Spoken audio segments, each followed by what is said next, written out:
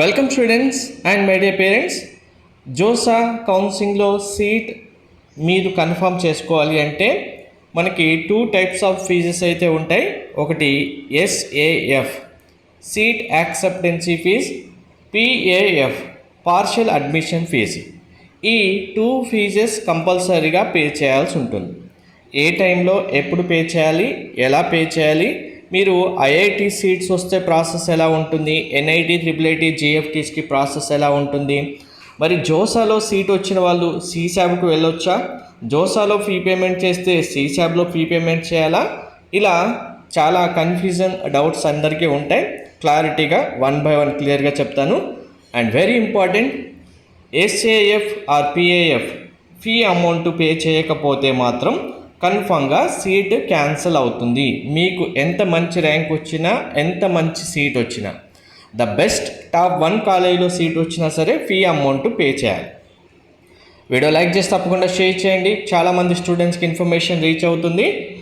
Complete guidance updates కోసం channel subscribe చేసుకుని follow కూడా చేయండి. జోసాతో స్టార్ట్ చేస్తే సీశాబ్ ఎండ్ అయ్యేంత వరకు ఏ టైంలో ఏ ఫీజు పే చేయాలి, మీకు సీట్ వద్దనుకుంటే రీఫండ్ ఎలా తీసుకోవాలి, స్టెప్ బై స్టెప్ క్లారిటీగా చూడండి, ఎక్కడ మిస్ చేసుకోవద్దు. ఫస్ట్ మీరు జోసా కౌన్సిలింగ్లో పార్టిసిపేట్ చేయడానికి జస్ట్ రిజిస్ట్రేషన్ చేసుకుంటే చాలు, ఏ ఫీ అమౌంట్ పే చేయని అవసరం ఉండదు. జోసాకు సంబంధించినంత వరకు మీరు జస్ట్ మీ JE application password number enter చేసి లాగిన్ చేసి బేసిక్ ఇన్ఫర్మేషన్ కన్ఫర్మ్ చేసుకుంటే చాలు, డైరెక్ట్గా మీరు చాయిస్ ఫిల్లింగ్ చేయాల్సి ఉంటుంది. ఫస్ట్ ఫీ అమౌంట్ ఎవరు ఏం పే చేయడం అవసరం ఉండదు.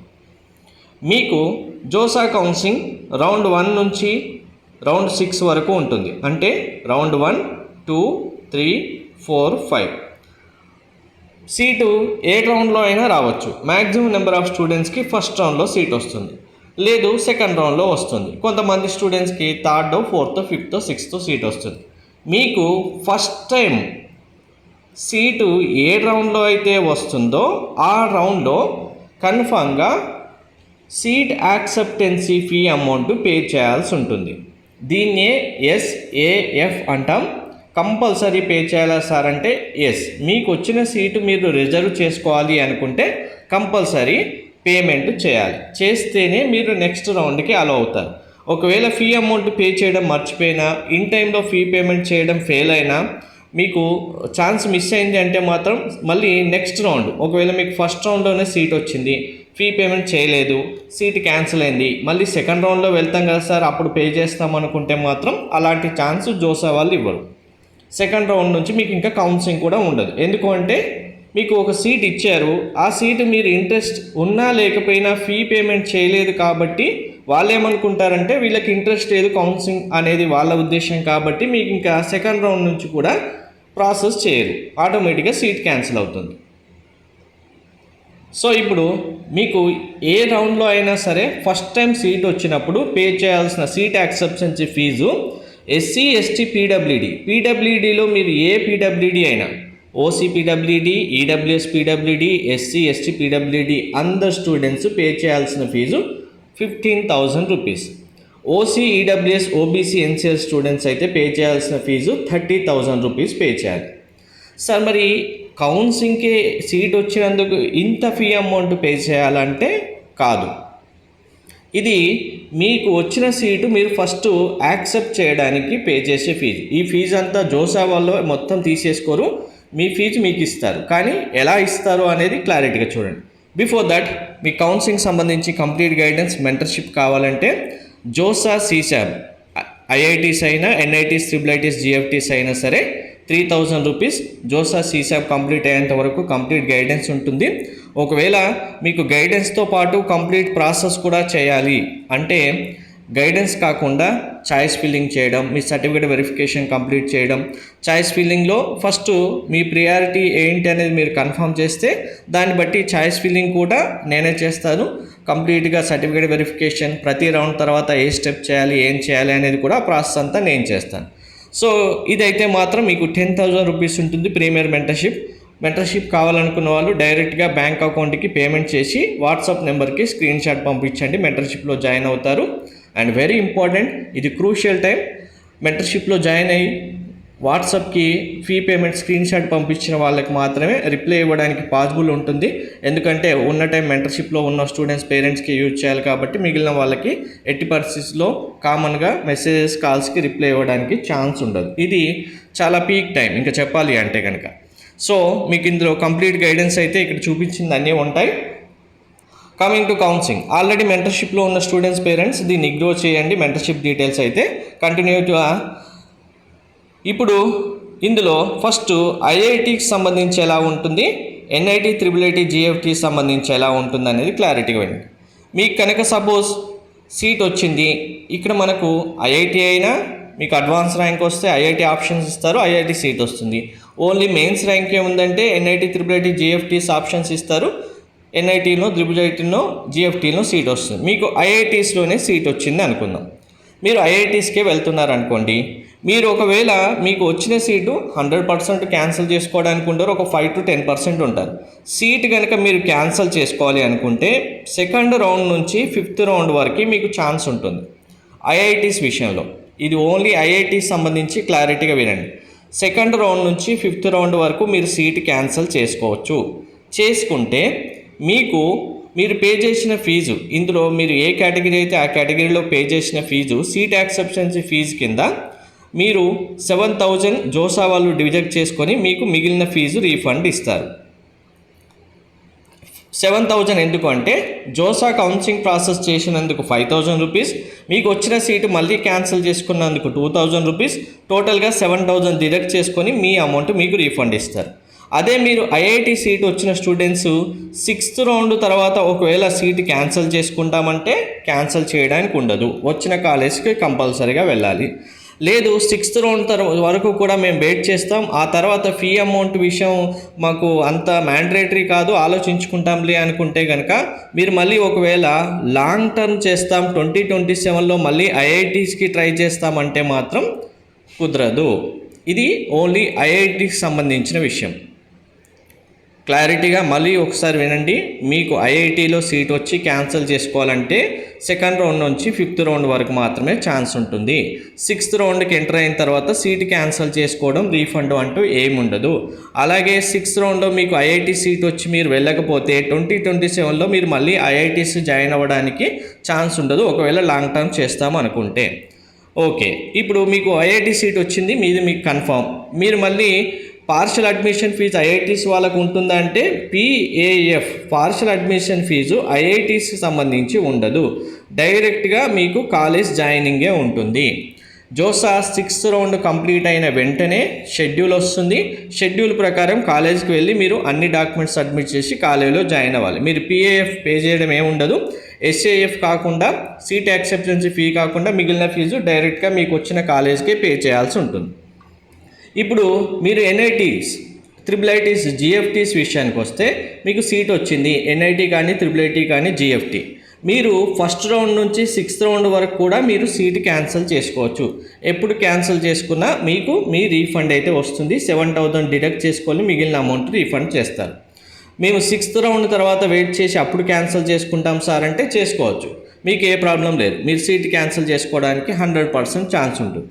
ఒకవేళ మీరు కంటిన్యూ అవుతారు, NITస్లో IIITస్లో మీకు ఒక సీట్ వచ్చింది, సపోజ్ NIT సూరత్కల్ మీకు సీట్ వచ్చింది అనుకుందాం. అది ఏ కాలేజ్ అయినా సరే, ఏ బ్రాంచ్ అయినా సరే, మీరు ఫస్ట్ సీట్ యాక్సెప్టెన్సీ ఫీ చేశారు, మీరు కంటిన్యూ అవుతామనుకున్నారు, మీ సీట్ మీకు కావాలనుకున్నారు అంటే 6th రౌండ్ తర్వాత మీరు పార్షల్ అడ్మిషన్ ఫీజు కంపల్సరీగా పే చేయాలి.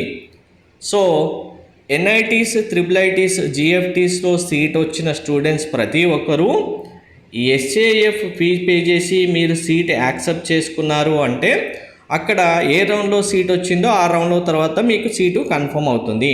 మళ్ళీ 6th రౌండ్ తర్వాత ఇంకా మీ సీటు మీ పేరు మీద కంపల్సరీ ఉండాలి అంటే కనుక పార్షల్ అడ్మిషన్ ఫీజు పే చేయాల్సిందే. ఈ ఫీజు కూడా పే చేస్తేనే మీ సీటు మీ పేరు మీద కన్ఫర్మ్ అయి ఉంటుంది. అప్పుడు ఎంత పే చేయాలి అంటే కనుక SC ST PWD స్టూడెంట్స్ అయితే 20,000 rupees, OC EWS OBC students అయితే 45,000 రూపీస్ పే చేయాల్సి ఉంటుంది. సో ఇప్పుడు యాక్చువల్గా మీరు ఎంత అమౌంట్ పే చేస్తున్నారు? ఐఐటీస్ వాళ్ళైతే సీట్ యాక్సెప్టెన్సీ ఫీ పే చేశారు కాబట్టి డైరెక్ట్గా మీరు ఇంకా కాలేజ్కి వెళ్ళి జాయిన్ అవ్వాలి. మీకు ఏ ప్రాసెస్ ఉండదు. అదే NIT, IIIT, JFTs వాళ్ళు అయితే కనుక సీట్ యాక్సెప్టెన్సీ ఫీ పే చేయాలి, పార్షల్ అడ్మిషన్ ఫీ పే చేయాలి. టోటల్గా ఎంత పే చేస్తున్నారు? 15 + 20,000 35,000 రూపీస్ పే చేస్తున్నారా? ఇందులో జోసా వాళ్ళు 5,000 రూపీస్ కౌన్సిలింగ్ ప్రాసెస్ ఫీజు కింద డిడక్ట్ చేసుకొని మీకు ఏ కాలేజ్ అయితే అలాట్ అయిందో ఆ కాలేజ్కి 30,000 రూపీస్ ఆటోమేటిక్గా అటాచ్ చేస్తారు. అంటే మీరు మళ్ళీ జోసా వాళ్ళ దగ్గర 30,000 తీసుకొని మీరు వెళ్ళి మీ కాలేజీలో పే చేయడం ఉండదు. డైరెక్ట్గా జోసా వాళ్ళే మీకు ఏ కాలేజీలో సీట్ వచ్చిందో ఆ కాలేజ్కి ట్రాన్స్ఫర్ చేస్తారు, ఆటోమేటిక్గా ట్రాన్స్ఫర్ అవుతుంది. సార్ మరి మాకు SC, ST, PWD సార్ NITస్లో మాకు అసలు కాలేజ్ ఫీజు లేదు కదా, మాకు ఫీ వేవర్ ఉంది కదా, 30,000 ఏం చేస్తారు సార్ కాలేజ్ వాళ్ళు అంటే, మీకు ఫీ వేవర్ ఉన్నప్పటికీ ఒకవేళ మీకు హాస్టల్ ఫీజు పే చేయాలి కదా, అడ్మిషన్ ఫీ పే చేయాలి కదా, ఈ 30,000 వరకు అది అడ్జస్ట్ అవుతుందంటే దాన్ని అడ్జస్ట్ చేస్తారు. లేదు 30,000 కంటే తక్కువ అవుతుందంటే మళ్ళీ మీరు సెకండ్ సెమిస్టర్లో హాస్టల్ ఫీజో లేదంటే బుక్స్ ఫీజో ఏవో పే చేస్తారు కదా, దానికి అడ్జస్ట్ చేస్తారు. అలా ఉంటుంది. ఇప్పుడు OCEWS, OBC స్టూడెంట్స్ అయితే టోటల్గా మీరు 75,000 పే చేస్తారు కాబట్టి మీకు 70,000 రూపీస్ కాలేజ్కి వెళ్తుంది. మీకు కూడా మీ హాస్టల్ ఫీజుకో లేకుంటే అడ్మిషన్ ఫీజుకో ఈ ఫీజు అడ్జస్ట్ చేస్తారు. ఇంకా ఫీజు మిగిలిందంటే నెక్స్ట్ సెమిస్టర్కి యాడ్ చేస్తారు. మీరే ఫీ పే చేయాల్సి వస్తే ఇది కాకుండా రిమైనింగ్ అమౌంట్ మీరు పే చేయాల్సి ఉంటుంది. సో మరి IITs కూడా అలానే ఉంటుందంటే ఎస్, IITs వాళ్ళు ఓన్లీ సీట్ యాక్సెప్టెన్సీ ఫీజు ఒకటే పే చేస్తారు కాబట్టి మీరు పే చేసిన ఫీలో 5,000 రూపీస్ జోసా కౌన్సిలింగ్ ప్రాసెస్ కింద డిడక్ట్ చేసుకొని రిమైనింగ్ అమౌంట్ మీకు డైరెక్ట్గా కాలేజ్కి యాడ్ చేస్తారు. అక్కడ ఇంకా కాలేజ్ సంబంధించి ఫీజు ఏదైతే ఉంటుందో మిగిలిన ఫీజు మీరు డైరెక్ట్గా కాలేజెస్కి పే చేసుకోవాల్సి ఉంటుంది. ఇది జోసాలో మీరు పే చేయాల్సిన ఫీజు, రీఫండ్ అమౌంట్, కాలేజ్కి వెళ్ళే అమౌంట్. ఇప్పుడు IITస్కి ఇంకా జోసా తర్వాత ఎటువంటి కౌన్సిలింగ్ ఉండదు, జోసాతోనే మీకు ఎండ్ అవుతుంది. జోసా తర్వాత డైరెక్ట్ కాలేజ్ స్టార్ట్ అవుతుంది. కాబట్టి ఎవరైతే NITs, IIITs, JFTs కాలేజెస్ వస్తాయో వీరందరూ CSAB కౌన్సిలింగ్కి మీరు వెళ్ళొచ్చు. ఇక్కడ CSAB వెళ్ళడానికి చాలామందికి డౌట్స్ ఉంటాయి, 1 by 1 వినండి. సో ఇప్పుడు CSAB స్టార్ట్ అవుతుంది. NIT, IIIT, JFTs వచ్చిన స్టూడెంట్స్కి మీరు బెటర్ సీట్ కోసం CSABలో ట్రై చేయొచ్చు. అది కూడా మరి జోసా నుంచి CSABకి వెళ్ళాలంటే ఎవరు ఉండాలి, ఎవరు పార్టిసిపేట్ చేయొచ్చు, చాలా డౌట్స్ ఉంటాయి. ముఖ్యంగా 4 డౌట్స్ ఉంటాయి. ఒకటి చూడండి, మీకు జోసాలో ఏదో ఒక సీట్ వచ్చింది, A అనే సీట్ వచ్చింది, మీరు CSABలో పార్టిసిపేట్ చేయొచ్చా అంటే ఎస్, డైరెక్ట్గా మీరు CSABకి వచ్చి మళ్ళీ పార్టిసిపేట్ చేయొచ్చు. మీ సీటు మీకు ఉంటుంది.